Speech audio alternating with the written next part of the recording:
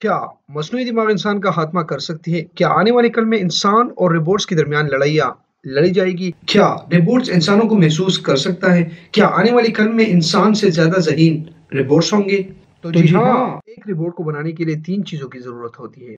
3 चीज़ों की ज़रूरत knowledge base, influence mechanism end user interface. Knowledge base से मुराद ये है कि आप इसके ज़हन में क्या-क्या चीज़ें डालें। आप डिफरेंट कमांड यूज़ के उसके ज़हन में किन-किन चीज़ों के डोमेन में उनकी क्या चीज़ों को शामिल करेंगे। डोमेन से मुराद आप इस तरह ले लें कि एक बॉक्स है, उस बॉक्स में आप किन-किन चीज़ों को इंसर्ट कर सकते हैं। जिन चीज़ों को इंसर्ट करेंगे उन चीज़ों को आप फिर निकालेंगे। इसके अलावा आप इनसे ज़्यादा चीज़ों को नहीं निकाल सकते। तो डोमेन की मिसाल आप ये ले लें। दूसरी बात, ये एक बॉक्स है, इसके अंदर मैंने ये सिर्फ डाला है कि माय नेम इज हमजा। अब कोई भी यूजर अगर इसके साथ इंटरेक्ट करेगा और इससे ये क्वेश्चन करेगा कि व्हाट इज योर नेम, तो मैंने इसके डोमेन में सिर्फ एक ही चीज डाली है कि my name is Hamza.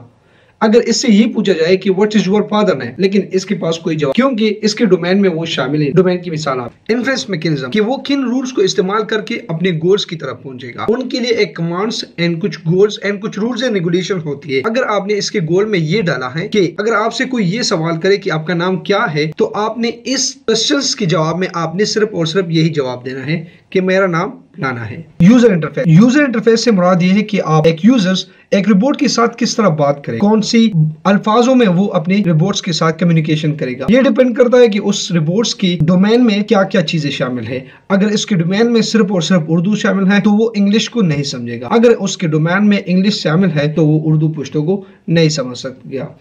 User interface से मुराद ये भी है कि एक यूजर किस जरिए से अपनी वॉइस को अपने एआई रिपोर्ट्स को पहुंचाएगा, अपनी बात को कैसे एआई रिपोर्ट को पहुंचाएगा, अपनी बात को कैसे उसको समझाएगा। तो वो डिपेंड करता है कि उसके डोमेन में कौन सा नॉलेज पड़ा हुआ है। एक रिपोर्ट्स को बनाने के लिए बहुत ज्यादा पैसा दरकार होता है, उस पैसे को उस पे इन्वेस्ट किया जाता है और बाद में हमें एक रिपोर्ट्स मिल जाता है। लेकिन क्या आज की टेक्नोलॉजी में हम एक रिपोर्ट्स के जहन में ऐसी चीजें डाल सकते हैं?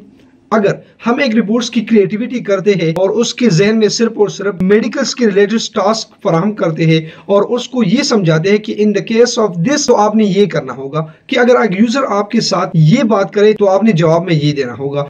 अगर एक रिपोर्ट्स के जहन में ये डाला जाए कि आपने इस चीज का ऑपरेशन इस तरह करना होगा और उसको सारी नॉलेज दी जाती है, बुक्स की जितनी भी नॉलेज उसको प्रोवाइड की जाती है, लेकिन उसके बावजूद भी वो अगर कोई फैसला करे और वो गलत निकला, तो इसका जिम्मेदार कौन? ये बहुत बड़ा क्वेश्चन है।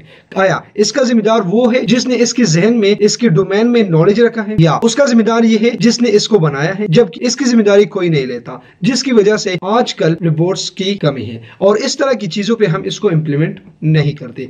अगर आने वाले कल में इनकी इजाजत दी गई और किसी ने इस चीज की जिम्मेदारी ले ली कि अगर रिपोर्ट्स कोई फैसला गलत करता है और हमें उसकी जिम्मेदारी मैं लेता हूं और उसकी जिम्मेदारी वो यूजर लेता है या बनाने वाला लेता है, तो क्या आने वाले वक्त में हम बहुत आगे नहीं, लेकिन आगे जाने के साथ साथ आने वाले कल में हमारी जिंदगी बहुत ज्यादा मुश्किल हो जाएगी। गुर्बत में आजकल हम तो है वैसे भी, लेकिन आने वाले कल में अगर रिपोर्ट्स आ गई तो हमारी गुर्बत की लकीर कहां जाएगी?